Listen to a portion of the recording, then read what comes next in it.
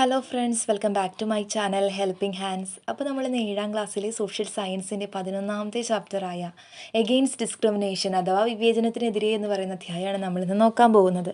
ദക്ഷിണാഫ്രിക്കയിലെ സ്വാതന്ത്ര്യ ചരിത്രം, അതുപോലെ തന്നെ അവരെന്തെല്ലാം വിവേചനങ്ങളാണ് നേരിട്ടത് തുടങ്ങിയവയുടെയൊക്കെ ഒരു നേർക്കാഴ്ചയാണ് ഈ പാഠം എന്ന് പറയുന്നത്. അപ്പോൾ നമുക്ക് അധികം മടിയില്ലാതെ ക്ലാസ് കാണാൻ പാകത്തിനായിട്ട് ഞാൻ എന്ത് ചെയ്തു, ഈ പാഠത്തിന് നമ്മൾ 3ആയിട്ട് തിരിച്ചിട്ടാണ് എടുക്കുന്നത്. ഇത് ആദ്യത്തെ പാർട്ടാണ്. ഇതിൽ നമ്മൾ ദക്ഷിണാഫ്രിക്കയുടെ സ്ഥാനം, ഭൂപ്രകൃതി തുടങ്ങിയവ, അതുപോലെ തന്നെ എന്താണ് ശുഭപ്രതീക്ഷ, മുനമ്പ്, അതുപോലെ തന്നെ അവരുടെ കോളനിവൽക്കരണം എങ്ങനെയാണ്, അതിൽ പ്രധാനപ്പെട്ട ഒരു കോൺസെപ്റ്റാണ് ഭൂവാറുകൾ, അവരുടെ തന്നെ 1-ാം 2-ാം യുദ്ധങ്ങൾ, അതുപോലെ തന്നെ മഹാത്മാഗാന്ധി ദക്ഷിണാഫ്രിക്കയിലെത്തിയത് തുടങ്ങിയ കാര്യങ്ങളാണ് നമ്മൾ ഫസ്റ്റത്തെ പാർട്ടിൽ ഡിസ്കസ് ചെയ്യുന്നത്. മറ്റ് യൂറോപ്യൻ ശക്തികളെയൊക്കെ ഈ ദക്ഷിണാഫ്രിക്കയിലേക്ക് കോളനിവൽക്കരണത്തിനൊക്കെ ആയിട്ട് വരാനായിട്ട് എന്തെല്ലാം കാര്യങ്ങൾ ആകർഷിച്ചിരിക്കും.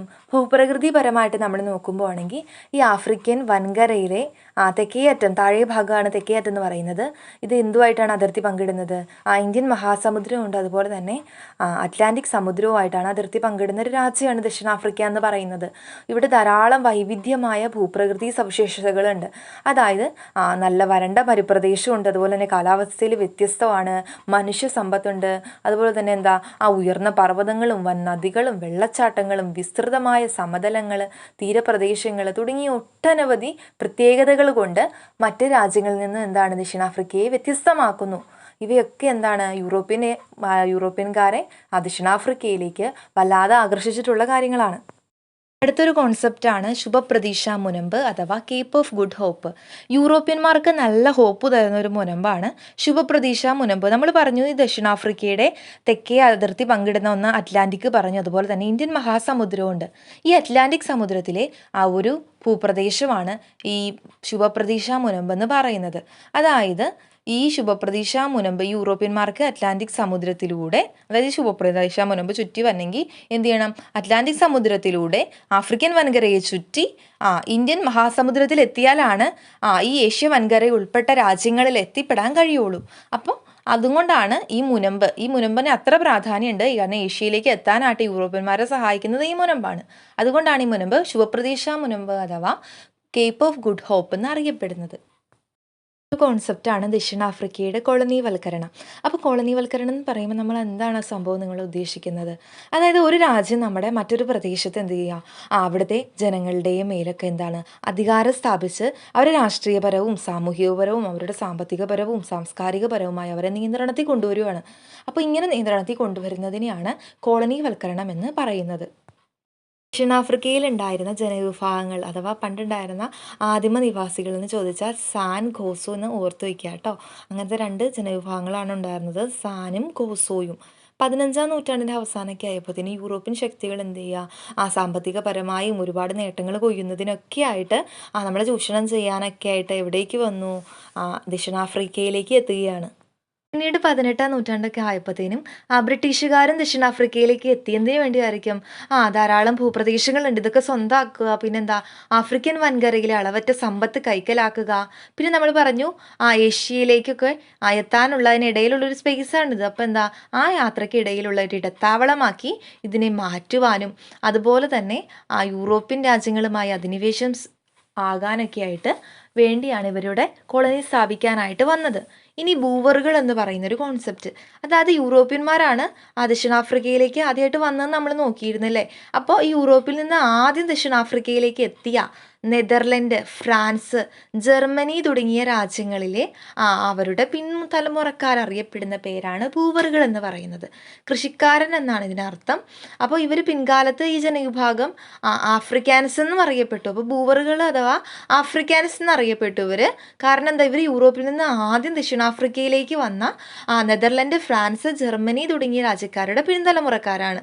ഇവരുടെ സംസ്കാരം അറിയപ്പെടുന്ന പേര്, ലാംഗ്വേജും സംസ്കാരവും അറിയപ്പെടുന്ന പേരാണ് ആഫ്രിക്കാൻസ് എന്ന് അറിയപ്പെടുന്നുണ്ട് കേട്ടോ. ബ്രിട്ടീഷുകാർ നടപ്പിലാക്കിയ കോളനിവൽക്കരണമൊക്കെ പദ്ധതികളൊക്കെ ആരെയും ബാധിച്ചു? ഭൂവറുകളെയും ബാധിച്ചു. അതെങ്ങനെയാണെന്ന് നോക്കാം കേട്ടോ. അതായത് ഈ ഡച്ചുകാരിൽ നിന്ന് കേപ്പ് കോളനി ആര് പിടിച്ചെടുത്തു? ബ്രിട്ടീഷുകാർ പിടിച്ചെടുത്തു. നമ്മൾ പഠിച്ചല്ലേ, യൂറോപ്യൻകാർക്ക് ഏഷ്യയിലേക്ക് പോകാനുള്ള പ്രധാന മാർഗ്ഗമാണ് അറ്റ്ലാന്റിക് സമുദ്രത്തിൽ സ്ഥിതി ചെയ്യുന്ന ഈ കേപ്പ് എന്ന് പറയുന്ന പ്രദേശം. അപ്പോൾ ഇതാര് പിടിച്ചെടുത്തു? ഡച്ചുകാരിൽ നിന്ന് ബ്രിട്ടീഷുകാർ പിടിച്ചെടുത്തു. കൂടാതെ ഡച്ചുകാരുടെ ലാംഗ്വേജിന് ഉപരോധം ഏർപ്പെടുത്തി പകരം ഇംഗ്ലീഷ് ലാംഗ്വേജും കൊണ്ടുവന്നു. പിന്നെ 19-ാം നൂറ്റാണ്ടിൻ്റെ പകുതി ആയപ്പോഴത്തേനും അവിടെ ഉണ്ടായിരുന്ന അടിമത്ത സിസ്റ്റം എന്ത് ചെയ്തു? നിരോധിച്ച് പകരം അടിമകളെ കൃഷിക്കായിട്ട് ഉപയോഗപ്പെടുത്തി. അപ്പോൾ ഇതെല്ലാം ആരെ ബാധിച്ചു? ബൂവറുകളെ ബാധിച്ചു. ഈ ബൂവറുകൾ അപ്പോൾ എന്ത് ചെയ്തു? ഇതിൽ നിന്ന് പയ്യെ എസ്കേപ്പ് ചെയ്യാമെന്ന് വിചാരിച്ചവർ ഈ ദക്ഷിണാഫ്രിക്കയുടെ തന്നെ ഉൾപ്രദേശങ്ങളിലേക്ക് അവരെന്ത് ചെയ്തു? പലായനം ചെയ്തു. ഈ പലായനം അറിയപ്പെടുന്ന പേരാണ് ഗ്രേറ്റ് ട്രൈക്ക് എന്ന്. അപ്പോൾ ഈ ഗ്രേറ്റ് ട്രൈക്കിലൂടെ ബൂവറുകൾ Transvaal, Orange Free State, Natal എന്നീ പ്രദേശങ്ങളിലേക്ക് റിപ്പബ്ലിക്കുകൾ സ്ഥാപിച്ചു. ഭാഗ്യവശാൽ ഈ ബൂവറുകൾ റിപ്പബ്ലിക്കുകൾ സ്ഥാപിച്ചതിൻ്റെ കീഴിലുള്ള പ്രദേശങ്ങളിൽ സ്വർണത്തിൻ്റെയും വജ്രത്തിൻ്റെയും ധാരാളം ഖനികൾ കണ്ടെത്തി. അതോടുകൂടി തന്നെ ലോകത്തിലെ ഏറ്റവും പ്രധാനപ്പെട്ട സ്വർണ്ണ വജ്ര ഉൽപ്പാദകരായിട്ട് ദക്ഷിണാഫ്രിക്ക മാറി. അപ്പോൾ ഇത് ആർക്ക് സഹിക്കാൻ പറ്റില്ല?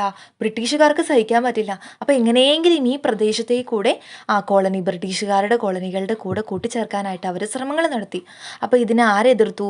ബൂവറുകൾ എതിർത്തു. അപ്പോൾ ഇതിനെ തുടർന്നാണ് ബൂവർ യുദ്ധങ്ങൾ നടന്നത്. 2 ബൂവർ യുദ്ധങ്ങളുണ്ട്.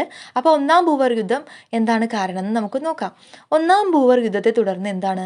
ബ്രിട്ടീഷുകാർക്ക് അവരുടെ ഭരണം വ്യാപിപ്പിക്കുക എന്ന ലക്ഷ്യത്തോടു കൂടി ഇവരെന്ത് ചെയ്തു? ട്രാൻസ്വാൾ എന്ന് പറയുന്ന ബൂവറുടെ പ്രദേശം പിടിച്ചെടുത്തു. ഇതോടുകൂടി തന്നെ എന്ത് നടന്നു? 1-ാം ബൂവർ യുദ്ധം ആരംഭിച്ചു. 1880-81 ഇത് ആരംഭിച്ചത് കേട്ടോ. അപ്പോൾ ഈ യുദ്ധത്തിൽ ബൂവറുകൾ എന്ത് ചെയ്തു? വിജയിച്ചു. അവർ ട്രാൻസ്വാളും കുറച്ചുകൂടെ പ്രദേശങ്ങൾ ആര് കൂട്ടിച്ചേർത്തു? ദക്ഷിണാഫ്രിക്കൻ റിപ്പബ്ലിക്കിനോട് കൂടെ കൂട്ടിച്ചേർത്തു. 2-ാം ബൂവർ യുദ്ധത്തിൻ്റെ പ്രധാനപ്പെട്ട കാരണം എന്ന് പറയുന്നത് ഈ സ്വർണ്ണഖനികളുടെ സമ്പത്ത്, അതുപോലെ തന്നെ അതിൻ്റെ നിയന്ത്രണം തുടങ്ങിയ കാര്യങ്ങളുമായി ബന്ധപ്പെട്ട ഒരു വടംവലി തന്നെയാണ് ബ്രിട്ടീഷുകാരും അതുപോലെ തന്നെ ബൂവറുകളും തമ്മിലുള്ളത്. ഇതിൻ്റെ ഭാഗമായിട്ട് എന്ത് നടന്നു? ബൂവറുകളായ ഭരണാധികാരികൾ ഖനികളുടെ മേൽ ധാരാളം നികുതികൾ ഏർപ്പെടുത്തുകയും അതുപോലെ തന്നെ ഈ ഖനികളിൽ തൊഴിലാളികളായിരുന്ന ബ്രിട്ടീഷ് തൊഴിലാളികൾ എന്ത് ചെയ്യുക? അവർക്ക് വോട്ടവകാശത്തിനായിട്ട് ആവശ്യപ്പെട്ടെങ്കിൽ അത് നിരസിക്കുകയൊക്കെ ചെയ്തു. അപ്പോൾ ഇതിനെയൊക്കെ തുടർന്ന് മെയിനായിട്ടുള്ള കാര്യം എന്ന് പറയുന്നത് ഈ സ്വർണ്ണഖനികൾ അടിച്ചു മാറ്റുക എന്ന ലക്ഷ്യത്തോടു കൂടി ഇവർ എന്ത് ചെയ്തു? ഇവർ തമ്മിൽ യുദ്ധങ്ങൾ നടന്നു. പക്ഷേ ഈ യുദ്ധത്തിൽ ജയിച്ചത് ആരാണ്? ആദ്യത്തേതുപോലെ ബൂവറുകളല്ല ജയിച്ചത്, ബ്രിട്ടീഷ് സൈന്യമാണ്. തുടർന്ന് വെരിനിങ്കിങ് എന്ന് പറയുന്ന ഒരു സന്ധി നടന്നു. അതായത് ഈ സന്ധി ബ്രിട്ടീഷുകാരും ബൂവറുകളും തമ്മിലാണ് കേട്ടോ. അപ്പോൾ ഇതേ തുടർന്ന് എന്ത് ചെയ്തു? ബൂവറുകൾ ആരുടെ അധികാരത്തെ അംഗീകരിക്കേണ്ടതായിട്ട് വന്നു? ബ്രിട്ടന്റെ അധികാരത്തെ അംഗീകരിക്കേണ്ടതായിട്ട് വന്നു. അതുപോലെ തന്നെ ബ്രിട്ടന്റെ നിയന്ത്രണത്തിലുള്ള സ്വയംഭരണ പ്രദേശം എന്ന നിലയിൽ യൂണിയൻ ഓഫ് സൗത്ത് ആഫ്രിക്ക രൂപീകരിച്ചു. ഈ യൂണിയൻ ഓഫ് സൗത്ത് ആഫ്രിക്കയിൽ നടപ്പിലാക്കിയ ഭരണഘടന അനുസരിച്ച് ബ്രിട്ടീഷുകാർക്കും ആഫ്രിക്കാനന്മാർക്കും എന്താണ്? ഉയർന്ന പരിഗണന ലഭിച്ചു. ഈ ആഫ്രിക്കാനന്മാർ ആരാണെന്ന് നമ്മൾ പഠിച്ചിട്ടുണ്ട് കേട്ടോ കുറച്ച് മുമ്പ്. അപ്പോൾ അത് നോക്കുക കേട്ടോ, ഒന്നുകൂടെ റിവൈൻഡ് ചെയ്ത് നോക്കുക. പിന്നെന്താണ്? ഈ കറുത്ത വർഗ്ഗക്കാരുടെ അടിസ്ഥാന ആവശ്യങ്ങൾ എന്ത് ചെയ്തു? അവർക്ക് പ്രത്യേകിച്ച് പ്രയോജനമൊന്നുമില്ല, അവരുടെ അവകാശങ്ങളൊക്കെ നിഷേധിക്കപ്പെട്ടു. ഗാന്ധിജിയുടെ ആത്മകഥയിൽ നിന്നുള്ളൊരു ഭാഗമാണിത്. ഇതിൻ്റെ സാരാംശം എന്ന് വെച്ചാൽ ദക്ഷിണാഫ്രിക്കയിൽ ട്രെയിനിൽ യാത്ര ചെയ്യുന്ന ഗാന്ധിജി അദ്ദേഹത്തിന് ബുക്ക് ചെയ്തിരിക്കുന്ന സീറ്റിൽ അദ്ദേഹത്തെ ഇരിക്കാനായിട്ട് ഉദ്യോഗസ്ഥൻ അനുവദിക്കുന്നില്ല. കാരണം വർണ്ണവിവേചനം. മുമ്പിലുള്ള കമ്പാർട്ട്മെൻറ്റിലേക്ക് ഇരിക്കാൻ പറയുമ്പോൾ ഗാന്ധിജി അത് വിസമ്മതിക്കുന്നു. അപ്പോൾ എന്ത് ചെയ്യുന്നു? ഉദ്യോഗസ്ഥൻ ഒരു പോലീസ് കോൺസ്റ്റബിളുടെ സഹായത്തോടെ ഗാന്ധിജിയുടെ സാധനങ്ങളും ഗാന്ധിജീനെ എന്ത് ചെയ്യുന്നു? ട്രെയിനിൽ നിന്ന് പുറത്തേക്ക് തള്ളിവിടുന്ന ഒരു കാഴ്ചയാണ്. ദക്ഷിണാഫ്രിക്കയിൽ ആ കാലത്ത് നിലനിന്നിരുന്ന സാമൂഹ്യ വ്യവസ്ഥിതിയാണ് ഗാന്ധിജി തൻ്റെ ആത്മകഥയിലൂടെ ഇവിടെ വിവരിച്ചത്. അപ്പോൾ 1893 ദക്ഷിണാഫ്രിക്കയിൽ മഹാത്മാഗാന്ധി എത്തുന്നത്. അപ്രഖ്യാപിതമായിട്ടുള്ള വർണ്ണവിവേചനത്തിൻ്റെ ഒരു കാലഘട്ടമായിരുന്നു അത്. ഗാന്ധിജി ദക്ഷിണാഫ്രിക്കയിൽ ആരംഭിച്ച ഇന്ത്യൻ ഒപ്പീനിയൻ എന്ന് പറയുന്ന അദ്ദേഹത്തിൻ്റെ പത്രത്തിൽ അദ്ദേഹം ഇങ്ങനെ കുറിക്കുന്നു: ആഫ്രിക്കക്കാർ മാത്രമാണ് ഭൂമിയിലെ ആദിമ നിവാസികൾ. വെള്ളക്കാരനാകട്ടെ ആ ഭൂമി ബലപ്രയോഗത്തിലൂടെ കൈവശപ്പെടുത്തുകയും തങ്ങളുടെ അധീനതയിലാക്കുകയും ചെയ്തു എന്ന്.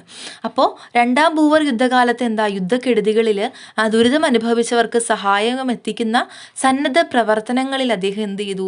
ഗാന്ധിജി പങ്കെടുക്കുകയുണ്ടായി. അദ്ദേഹം സത്യാഗ്രഹം, അതുപോലെ തന്നെ നിസ്സഹകരണം, നിയമലംഘനം തുടങ്ങിയ സമരരീതികൾ ഗാന്ധിജി പരീക്ഷിച്ചത് എവിടെയാണ്?